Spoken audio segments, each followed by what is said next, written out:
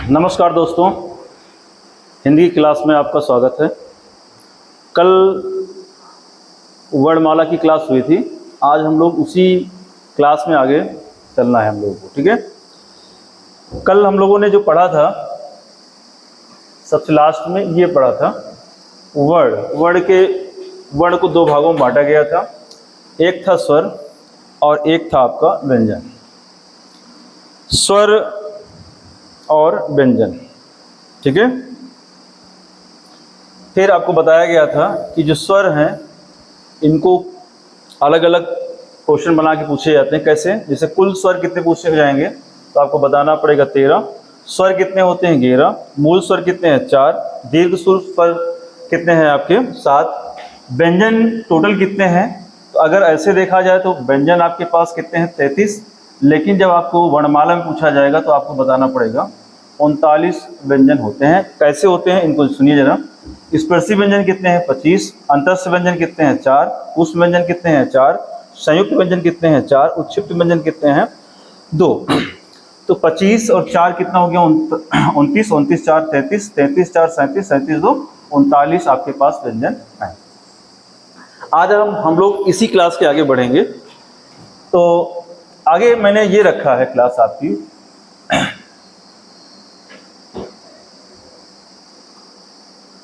स्वर के बारे में। कल जो क्लास समापन हुआ था उसी के आगे आज हम लोग बढ़ेंगे। देखिए इधर स्वर क्या होते हैं, तो इस पर परिभाषा इनकी है कि ऐसे वर्ण जिन्हें उच्चारित करने के लिए किसी अन्य वर्ण की आवश्यकता नहीं होती है, अर्थात जो वर्ण स्वतंत्र रूप से बोले जाते हैं उन्हें हम कहते हैं स्वर, वही स्वर कहलाते हैं। अब स्वर होते कौन कौन से हैं, इनकी अगली क्या है, तो हिंदी वर्णमाला में जब पूछा जाएगा कि कुल कितने स्वर होते हैं तो आपको बताना पड़ेगा 13 स्वर होते हैं। अब 13 में स्वर कितने हैं आपके पास? 11 स्वर हैं। और अयोगवाह कितने हैं आपके पास? तो अयोगवाह कौन कौन से होते हैं? तो एक आपका अंग होता है और एक आपका आहा होता है। स्वर को फिर पुनः दो भागों में बांटा गया है। तो मूल स्वर कितने हैं आपके पास? 4। आ है, छोटी ई है, छोटा ऊ है और री। दीर्घ स्वर कितने होते हैं? तो ये 7 है, 7 हैं। 7 को पुनः दो भागों में बांटा गया। सजाती स्वर, यहाँ से एग्जाम वाले पूछते हैं, सजाती स्वर और विजाती स्वर। सजाती स्वर किसे कहते हैं? तो जो एक जैसे स्वर से निर्माण होते हैं उन्हें सजाती स्वर कहते हैं, एक ही परिवार के होते हैं। और जो विभिन्न परिवार से बनते हैं स्वर उन्हें हम लोग विभाजित स्वर कहते हैं। जैसे ये बड़ा आ का निर्माण हुआ है तो ये स्वयं के परिवार से बने हैं। जैसे छोटा और छोटा आ मिलकर बड़े आ का निर्माण करते हैं, तो ये सजाती स्वर हैं, एक ही परिवार के दोनों हैं। ठीक है, जैसे बड़ी ई बनी है तो छोटी ई और प्लस छोटी ई बराबर बड़ी ई। ठीक है, ये जैसे छोटा ऊ और प्लस छोटा ऊ बराबर बड़ा ऊ। तो इन ऐसे स्वरों को हम लोग बोलते हैं सजाती स्वर। लेकिन विजाती स्वर कैसे कहते हैं? तो ये जैसे आपका विजाती स्वर कौन कौन से होते हैं, तो ये आपको बताया गया है कि विजातीय स्वर। अब विजातीय स्वर होते कौन कौन से हैं, तो इनको आप देख लीजिए, मैंने आपको वहाँ पे बताया है कौन कौन से स्वर होते हैं। एक आपका है ए, एक है ऐ, एक है ओ और एक है आपका औ। जो ए का निर्माण हुआ है ये कैसे हुआ है? तो ये छोटा आ और प्लस छोटी ई, इससे इसका निर्माण हुआ है ए का। ठीक है, तो ऐ का निर्माण कैसे हुआ है?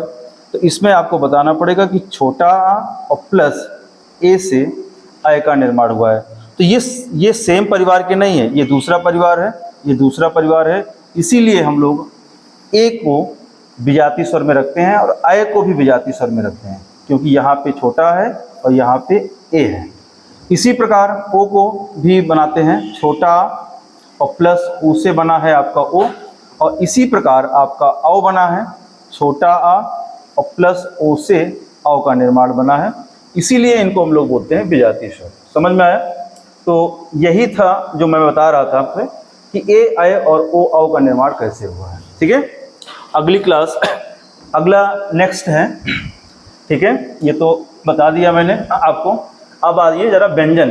तो व्यंजन क्या है? ऐसे वर्ण जो स्वरों की सहायता से बोले जाते हैं, उच्चारित होते हैं, उन्हें व्यंजन कहते हैं। हिंदी वर्णमाला में व्यंजनों की कुल संख्या 39 है।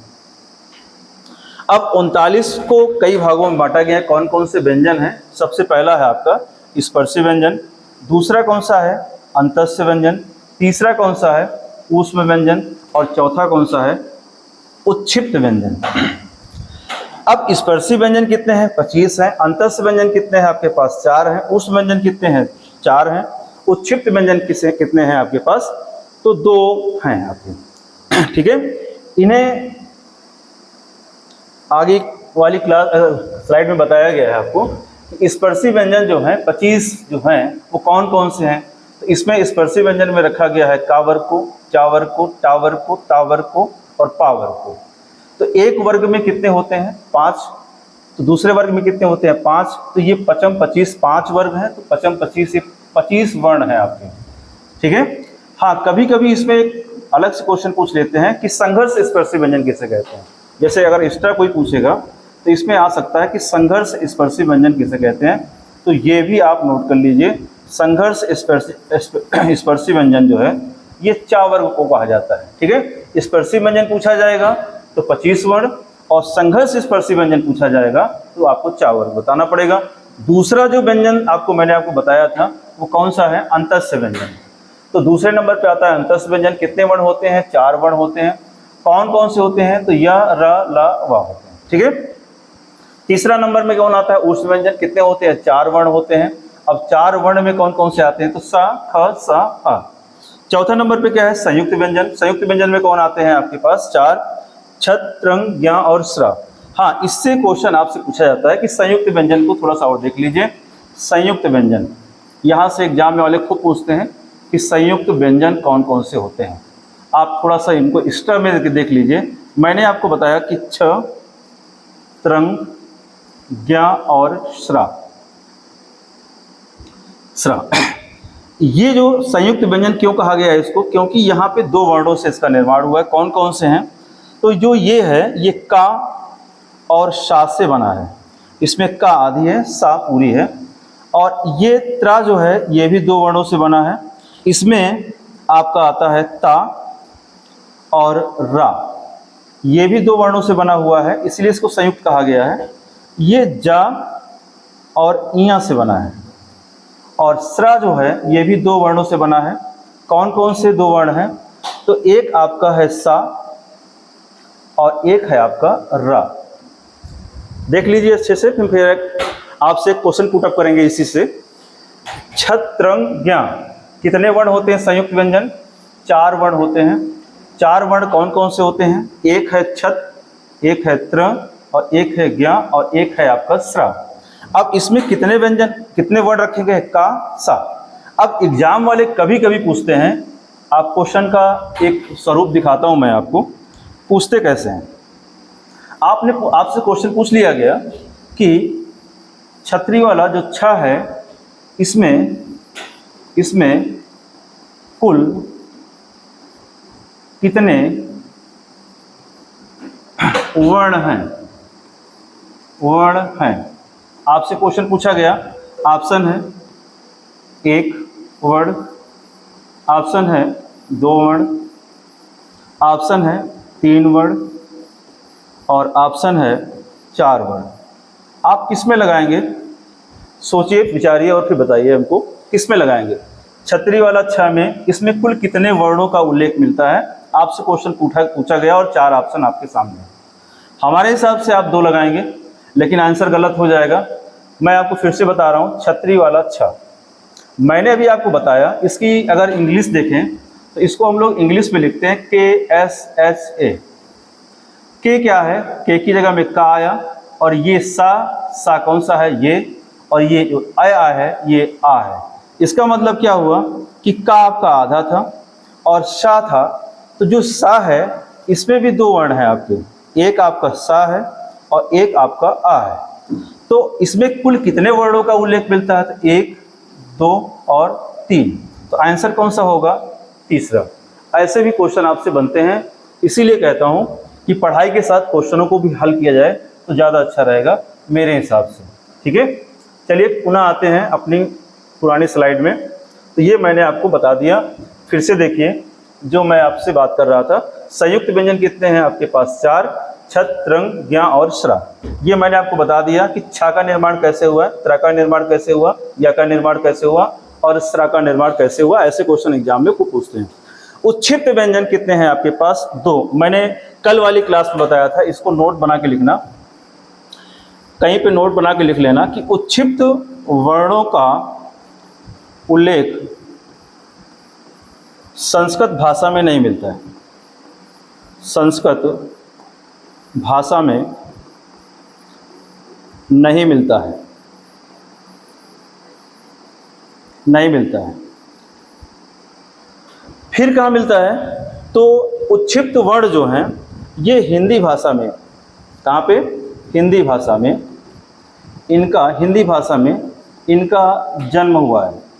इसीलिए मैंने कल वाली क्लास में बताया था, कि जब संस्कृत में उच्छिष्ट वर्ण है नहीं, तो जिस शब्द में ड़ा के नीचे बिंदी, ढा के नीचे बिंदी, तो वो तद्भव कभी नहीं हो सकता, तत्सम नहीं हो सकता, वो हमेशा क्या हो जाएंगे? तद्भव ही होंगे। तो इसको आप कहीं नोट बना के लिख लीजिए। तत्सम तद्भव में खूब इसके आंसर आते हैं, कैसे कैसे पूछे जाते हैं आपको पता होना चाहिए। ठीक है, आइए जरा अगली स्लाइड में देखते हैं क्या है। अब लिखा है वर्णों का उच्चारण स्थान। खूब इस पे लड़के गलत करते हैं क्वेश्चन, आप देखते हो, बोल के देखते हो तब भी गलत हो जाते हैं। तो इसको आप बहुत ढंग से देखिए मैंने क्या लिखा, और इसका सबसे बेहतर तरीका है सीखना। कैसे सीखा जाए? वर्णों का शुद्ध उच्चारण, वर्णों का उच्चारण स्थान कैसे होगा? तो वर्णों का जो उच्चारण स्थान है उसको 7 प्रकार से बांटा गया है, लेकिन पढ़ाई की दृष्टि से या लेखन की दृष्टि से या बोलने की दृष्टि से इसको 7 नासिका वर्ण को अलग से हम लोग देख लेते हैं। अब 7 मैंने आपके सामने लिख दिया है। एक कंठ है, तालु है, मूर्धा है, दंत है, ओट्स है, दंतमूल है और दंतोष्ठ है। पहला कौन सा है? क वर्ग। कंठ से बोलने वाले कौन कौन से वर्ण हैं? तो सबसे पहला है आपका क वर्ण, इसी में फिर चा वर्ग तालु से बोला जाता है, मूर्धा से टा वर्ग बोला जाता है, दंत से ता वर्ग बोला जाता है, ओठ से पा वर्ग बोला जाता है। तो ये तो हो गए आपके 5 वर्ग। ठीक है, अब पा, फा, बा, भा, मा के बाद क्या आता है? या। तो या कहाँ से बोला जाता है? तालु से। उसके बाद रा, ला, तो रा और ला को हम दंत मूल से बोलते हैं। इसको दंत मूल का मतलब होता है दंत के साथ दंत प्लस मसूड़ा। तो दंत मूल का मतलब ये होता है, कभी कभी एग्जाम वाला ये ऑप्शन ना देके ये अगर दे दिया कि मसूड़ा और दांत से बोलने वाले वर्ण कौन कौन से हैं, तो आपके पास कितने हैं बेटा? रा और ला। ठीक है, तो या, रा, ला, वा कहाँ से बोला जाता है? दंतोष्ठ, दंत और ओट्स। इसको किस में रखेंगे हम लोग? दंत प्लस ओट्स। ठीक है, इसको आप देख लीजिए। फिर उसके बाद या, रा, लावा हो गया। फिर उसके बाद क्या आएगा? सा, खा, सा। तो सा कहाँ से बोला जाता है? सा, खा, सा, हा। मैंने देखिए ऊष्म वर्ण मैंने बताया था आपको, शा, खा, सा, हा। इसको देखिए जरा, हा को सबसे पहले रख दीजिए कंठ से, तो कंठ से हा बोला जाता है। फिर सीधा सीधा रख दीजिए तालु से तालव्य सा, ये तालव्य सा कहलाती है। फिर मूर्धा सा ये है, फिर दंती सा ये है। तो 3 प्रकार की सा होती है। ये आपको बोलना पड़ता है कि जब कभी कह दिया जाए तालव्य सा, तो आप तालव्य सा ये है, मूर्धा सा कौन सी है? ये है, और दंती सा क्या है? ये है। ठीक है, फिर उसके बाद मैंने आपको बताया था कि संयुक्ताक्षर वर्ण आते हैं, जैसे कौन कौन से होते हैं, तो ये फिर से देख लीजिए एक बार। जैसे अभी बताया था छत, त्रंग, ज्ञा और श्रा। ये कहाँ से बोले जाते हैं? तो ये बहुत सरल है। का, सा बताया अभी, फिर इसमें बताया था ता और रा बताया था, इसमें आपको बताया था मैंने जा और इया बताया था, और इसमें आपको बताया था शा और रा, ये बताया था। अब देखिए का कहाँ से बोला जाता है? कंठ से। और सा कहाँ से बोला जाता है? तो ये सा मूर्धा सा है, तो इसलिए यहाँ पे मूर्धा। अब ये वर्ण कहाँ से बोला जाता है? तो कंठ मूर्धा से बोला जाने वाला वर्ण होता है। ठीक है, अब ये देखिए ता और रा, अगर हम देखें तो ता कहाँ से बोला जाता है? दंत से, और रा बोला जाता है दंतमूल से, अर्थात ये दोनों वहीं से। लेकिन आ कहाँ से बोला जा रहा है? कंठ से। तो इसका आंसर हो जाएगा दंतमूल प्लस कंठ, दंत प्लस कंठ। फिर ज्ञा कहाँ से बोला जाता है? जा और इया, तो तो जा कहाँ से बोला जाता है? चा वर्ग से अर्थात तालु से। और इसमें आ कहाँ से बोला जाता है? तो इसको हम लोग बोलेंगे तालु और प्लस कंठ। इसको आप देख लीजिए। फिर उसके बाद आपका आता है आपके स्वर कहाँ से बोले जाते हैं, कहाँ से उच्चारित किए जाते हैं। तो स्वर मैंने एक लाइन से लिख दिया है, आ कंठ से, ई तालु से, उ जो उ हैं ये ओंठ से बोले जाते हैं। उसके बाद आता है आपका री बोला जाता है आपका मूर्धा से। कहाँ से? मूर्धा से। फिर उसके बाद आता है आपका री के बाद आता है ए ऐ ओ औ। तो इसको देखिए अगली स्लाइड में। एक आता है आपका ए, एक आता है ऐ, एक आता है ओ और एक आता है आपका औ। ये कहाँ से बोले जाते हैं? इनको नोट करिए, ये एग्जाम में खूब पूछे जाते हैं। देखिए इधर इसका जो निर्माण हुआ है वो आ और ई से हुआ है। इसका जो निर्माण हुआ है वो आ और ए से हुआ है। इसका निर्माण कैसे हुआ है? आ और ऊ से हुआ है। और इसका निर्माण कैसे हुआ है? आ और ओ से हुआ है। अब फिर से देख लेते हैं। आ कहाँ से बोला जाता है? तो ये कंठ से बोला जाता है। और ई कहाँ से बोला जाता है? तो ये तालु से बोला जाता है, तालु। तो ये कहाँ से बोला जाएगा? कंठ तालु से। और ये कहाँ से बोला जाता है? तो ये भी आपका कंठ से बोला जाता है। और ऐ कहाँ से बोला जाता है? तो कंठ तालु से बोला जाता है। ये दोनों कंठ तालु ये कहाँ से बोले जाएंगे? दोनों कंठ तालु से बोले जाएंगे। और ये दोनों कहाँ से बोले जाएंगे? तो ये भी आपका कंठ है और ये है ओठ से। तो आपसे जब पूछा जाएगा ये दोनों कहाँ से बोले जाते हैं, तो इसका आंसर हो जाएगा कंठोस्थ। क्या हो जाएगा? ये लिखा हुआ है कंठोस्थ। ठीक है। फिर आइए जरा पुरानी क्लास में अपनी, ये मैंने आपको बता दिया। उसके बाद नासिका वर्ण कितने होते हैं आपके पास? तो सभी वर्गों के पंचमाक्षर, इसको पंचमाक्षर भी बोला जाता है। अंगा, या, ण, न, म। और इसमें जो अंग है ये आपके नासिका वर्ण से बोला जाता है। और जो आहा है वो आपका कंठ से बोला जाता है। ठीक है। आज मैंने आपको इतना ही पढ़ाया है, आज के लिए इतना ही है। अगली क्लास में फिर मिलते हैं कल। ठीक है। क्लास कैसी लगी जरूर से जरूर कमेंट बॉक्स में लिखना और लाइक और सब्सक्राइब जरूर कर देना बेटा। ठीक है।